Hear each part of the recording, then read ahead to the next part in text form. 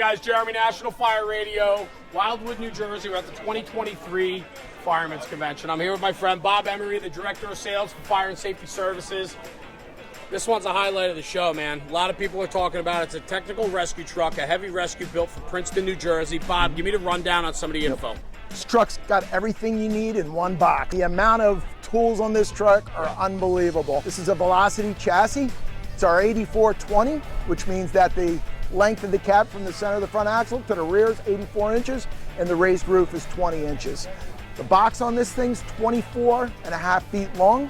It's a combination. You can walk in the front and you can walk in the rear. We're going to break it down. We're going to do a walk around the rig like we're doing with all the other ones. I think what's really interesting, though, and something we need to highlight right up front on this build, this is a technical rescue that needed a very technical build.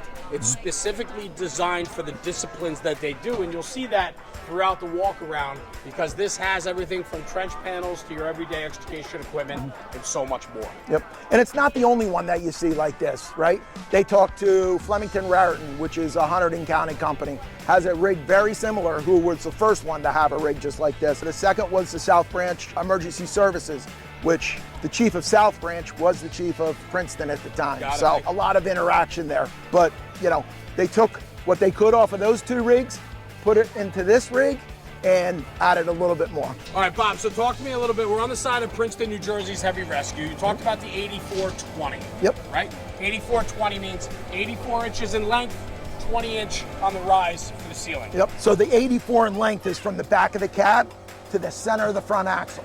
Got it. That's it. Good. So when you're considering what you need and the size you want, and you see numbers like that, understand where that falls for sure. That's a good point, Bob. Yep. Let's talk about something a little bit different that you don't see every day. Yep. So this is a Pierce design, and it's an air-operated, step-free, zero access into the cab. So you're going barrier height doors. Yep. With the fold-down Yep. pneumatic When step. you close the door, the step will retract, and it's nice, clean look on the outside. Now there's something to talk about too while we're here at the chassis, right? With the 84-inch cab, it offers a tremendous amount of storage capability. Monster storage right here. Full height from the floor basically to the top of the ceiling. This particular compartment is strictly exterior access. However, you could have interior access as well if you want. Absolutely. So when we talk about the considerations and design of your apparatus, it's a trade-off. They wanted access from the exterior, so on the inside it takes up a compartment seat. You're not going to be able to have a seat there, but you gain all this extra storage from the exterior. Typically, an 84-inch cab, you're doing it for the extra seating, right? You're doing it to be possibly an 8-man cab or a 10-man cab. Not in this case. It's a good, really good point to point out, for sure. Such a build, tremendous amount of equipment. How important is it early in the process to know the equipment going on in your build? Very important, right? And that was part of this customer's consideration for coming to Fire and Safety and Pierce Manufacturing, our internal tool mounting division. Our people met with the customer, went over the rig, and made a determination on how things were going to be laid out before the truck was even built. This particular customer kind of went an extra mile, if you will. They went with the on-scene solutions rollouts. Yes. Very heavy duty. So these trays are 1,000 pounds on each tray, pull out. Well, if you're looking at the rescue equipment that's stored here, it is all heavy equipment. You need to make sure, and that's why it's critical to know the equipment you're putting on your build, because you need to have the correct slide outs, the correct amount of weight can be distributed across whatever you're using. It's important. Another design consideration they thought of here, they have air on board, right? So they have a cascade system. They're going to be filling cylinders, whether SCBA or scuba cylinders, right? And so on. Design consideration, roll-ups around, but then we have a roll-up with this fold-down step. Talk to me about some consideration here. We're not all 6 feet tall, right? So some of us need a little bit more help to be able to reach some things. Good reason to have the built-in step into the door. You know, you still have your roll-up, like you said, but this gives you that extra step to be able to reach things maybe that might be a little bit higher in the compartment. All right, Bob, so here we are in the back of Princeton, New Jersey's rescue. It's a beautiful build. This is super unique. You don't see this every day. It's a walk-in from the rear, but it's not a walk-in for personnel. It's a walk-in for equipment. I mean, if you look around, confined space equipment in here, there's shoring equipment in here, ladders in here. Trench rescue, Stoves basket. you name it. Yeah, and I believe behind you we have plywood panels for trench. So what I think is interesting about that conversation is this is a different type of design and build.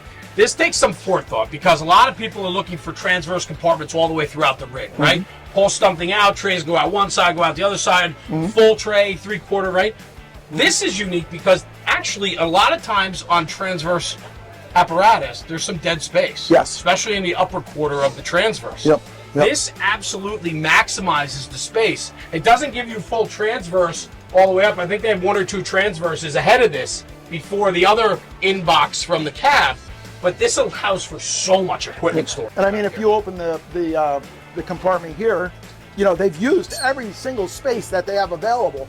2x4s, 2x6s, 4x4s. I mean, and if you look, they've got the length of each piece of wood marked on the back of the wood. Yeah, really well thought out build here for Princeton, New Jersey. Yep. So we're on the officer side of Princeton, New Jersey's rescue. A beautiful build, tons of equipment, right? We've been talking about that, but I love it. Again, operationally designed for functionality. Putting cribbing with cribbing. We're putting power tools with power tools. Yep. Important things. Talk to me about what we have down here. We got a couple options down here. We got bottle storage. We have a receiver hitch for a portable winch, 10,000-pound pull.